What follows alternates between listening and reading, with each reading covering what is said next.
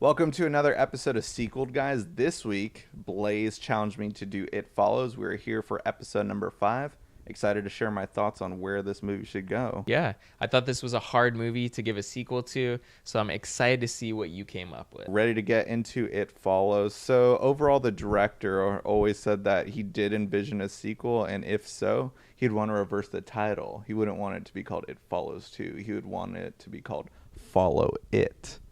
That's interesting. I like that concept, but I don't want to follow his same concept, so I developed my own kind of story overall. Jay and Paul, the lovely couple at the end of the first one. Yeah, they had some great chemistry between them, I thought. But I don't want them really to come back to the sequel, actually. I want this ambiguousness to kind of come back. What I liked about It Follows so much is you don't really know why it's happening, what this thing is. You could, I think with Follow It, essentially, the problem would be is you're kind of explaining too much. And overall, I just want to build on it. And I would just want to confuse the fuck out of more people. Definitely. I think that's a good idea. And I would want them to come back in your sequel. Yeah. But not as you think as a character. I want them to be iterations of it. Gotcha. I'd want them to they're in the film, but only as, because if you've seen the movie It Follows, I hope you have, because it's a great movie. Definitely go check it out. If you haven't, I don't know why you're watching this though, more specifically. True, but it kind of embodies different people, whether they're people that it's seen or just it kind of, it's like a mimic essentially. Right. So it would be cool if they were in it just as different iterations of this creature. Yeah, no, I love that. Actually, I never thought of that. Yeah. So overall though, this is kind of how the premise would start. I imagine maybe 3 or 4 friends. Now 4 sounds good. 4 is a good number. I feel like strong characters, easy to follow. You can develop each one pretty well. But the concept is overall they live together in it takes place in Detroit again. I thought Detroit was so beautiful in the first one, but it's 4 new characters.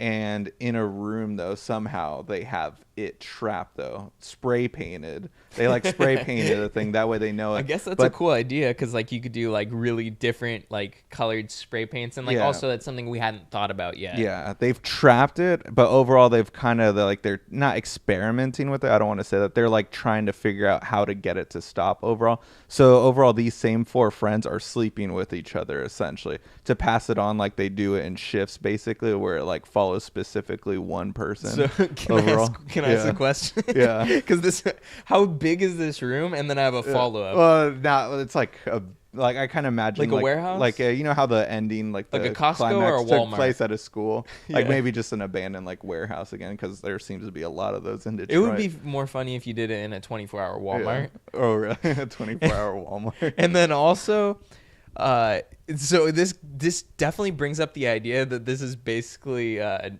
Call of Duty Nazi zombie. Oh, they train it. Yeah. It's just running in circles, training. Yeah. Working together. This is hilarious so far, but keep going. Yeah, I know it sounds hilarious, but I imagine the way it would be filmed and stuff to kind of bring that whole oh wow, this is such a weird concept, because a sexually transmitted demon still sounds dorky, but it worked and It Follows. And I'm not saying my version is going to work, but this is just how I imagine people would take care of it. We saw that a sheet covered it, and so it is there. Yeah. Anyone Paul in the first one, he smashes it with a chair, not knowing that it's actually there. He just assumes it is.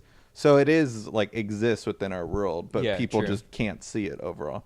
So overall, to get them to be able to see it, I imagine they got a bucket of green paint or something, dumped it on it. That way it's always covered, and you can kind of see you see just an invisible body with half a body covered in green. You're just what the hell? And seeing that walk around, I kind of imagine that just being a little nightmarish, even just seeing half a body walking around with just a little bit of paint on there on an invisible body. That creeps me out, in my opinion. Yeah, definitely. Yeah. Depending on the color of paint they use, if they use a neon green, it could be maybe red, cool. just to give neon red for the blood effect or something. Yeah, or white too. Would be scary. White would be pretty creepy too. Even I think all colors would actually be creepy. Thinking about it now, I'm you don't see the legs. You might see half an arm. You just see the face kind of covered part of the torso, and just imagining that walking towards you.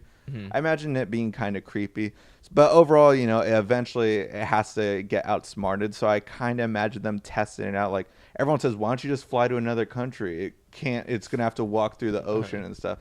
yeah, that's the easy way out, but this is where it kind of like fucks with like the audience and stuff. It doesn't matter where you go. It doesn't necessarily walk all the way to you. It like can transport into different bodies. It's staying in that room specifically because they're all in the same location. But if you're gonna run away, it will eventually catch up to you, and it doesn't have to walk per se. It's like hitchhiking. Yeah, it can like jump from body to body essentially. That's kind of how I envisioned it. With I like it that. still cool follows. So it could take the red eye out. Yeah. Like because everyone says like, oh, easy way to beat the creature, just like fly to another country. It's gonna have to walk through the ocean. No, bro. Like, yeah. If it's going to like take a plane trip though, like I definitely see it taking that seat where like, you know, where the pilot gives you extra instructions like, oh, if you sit there, make sure like you got to put out the chute, like you got to do that's where it's sitting, right? Because there's more leg room. Yeah. Like so, it would definitely be sitting in those spots. Exactly. I'm thinking. So like where the kind of the story develops, so this is where I had basically this is the turning point for the film. They're still testing it out, and they have one friend, the person with the current like it follows disease. He drove pretty far basically, someone drives far basically, and I imagine like this really cool scene in a really crowded area, like they're actually happy, like they're having a good time, like maybe they drove from Detroit to New York or something. They're like in Times Square where the big shit on Broadway. Broadway might look nice too actually, and at night. So I just imagine them walking through a really big crowd and stuff, and like they're like yeah, it's still here basically at the apartment, but then like somehow it like what's it called, transfers, and that's when like shit breaks the fan basically. And I just imagine a really cool crowded a hand scene job in a Broadway play. No, they just finally notice like on the street that they're being followed by someone, and they're a little creeped out. And then like what's it called? And like maybe the it is actually still at this warehouse in Detroit, but it has transferred over to New York also. Like and it's in like two separate places. And he's getting freaked out, and it is actually crashing into other people. So all these other people are being freaked out and being pushed away by something they can't see. And just an intense scene eventually where like they're killed in front of everyone basically in like Broadway, and that's when they realize, isn't there like a jumbotron? Yeah, basically, on the I don't know about it's that. not a jumbotron, but it's like you know, like a big TV. Yeah. If Radius TWC wants to provide the money, well, it could be like it's got to be bigger because it's a sequel, and it could also be during the Macy's Thanksgiving Day parade, and it's on the giant screen. All right, maybe not New York.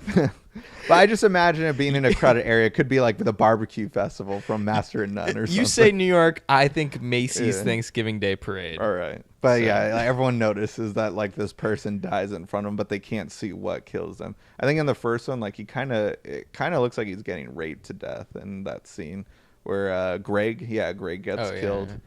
Yeah. I don't really remember it that well, but I know it's crazy. I also remember the kill in the beginning of the movie, the hook. Like you just see the aftermath, and that's like, you're like, oh, yeah. And again, it also looks like she kind of got raped to death because her leg is like bent backwards towards her or something. Yeah, it's a bizarre I don't know thing. If that's rape to death. Dude. It just seems like someone got thrown or like just smashed into the ground. Yeah. Well, and with Greg though, like he was definitely getting thrusted. Yeah.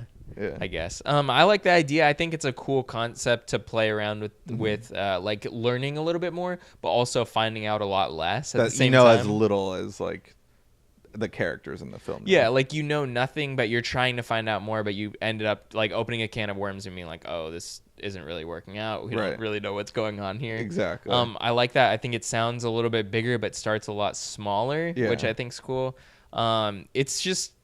It's just like an idea, an inkling of like where it could go. I'm interested to see like I kind of want there to be a sequel for this movie, but I just want it to take a while. It's already taken a while, and I kind of like that. I hope it takes a little bit more because it could be a really cool idea and a really cool sequel. It's like one that I'm actually interested in, mainly because I just like the original film that much. Right.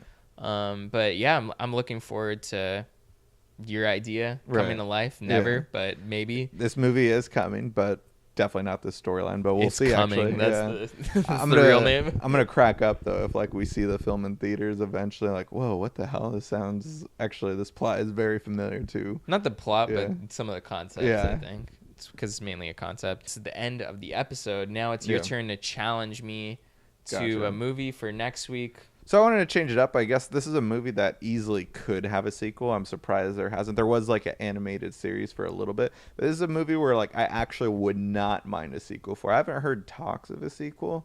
Michael J. White. It's spelled Jai. So I always From get Triple tripped out. Threat? From Spawn and Triple Threat also though. But mainly known for Black Dynamite. I really want to know what would happen in a sequel. And I know that you like this movie. I love this movie as well. I mean, I own it. It's like hilarious. If you haven't seen it, I highly recommend it. It was on Netflix for a while. Mm-hmm. Before you check out this movie, definitely go check out some of the classic blaxploitation movies. Go check out Shaft. Go check out Cooley High.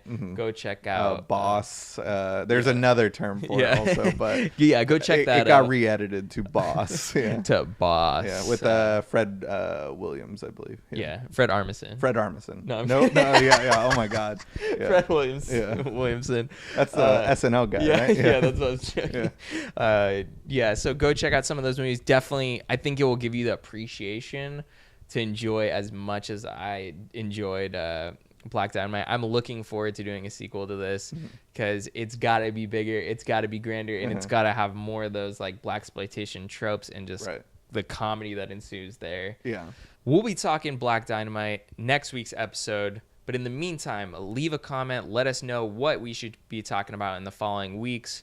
We're down to do anything, even if it's somewhat impossible. We'll think of at least a concept.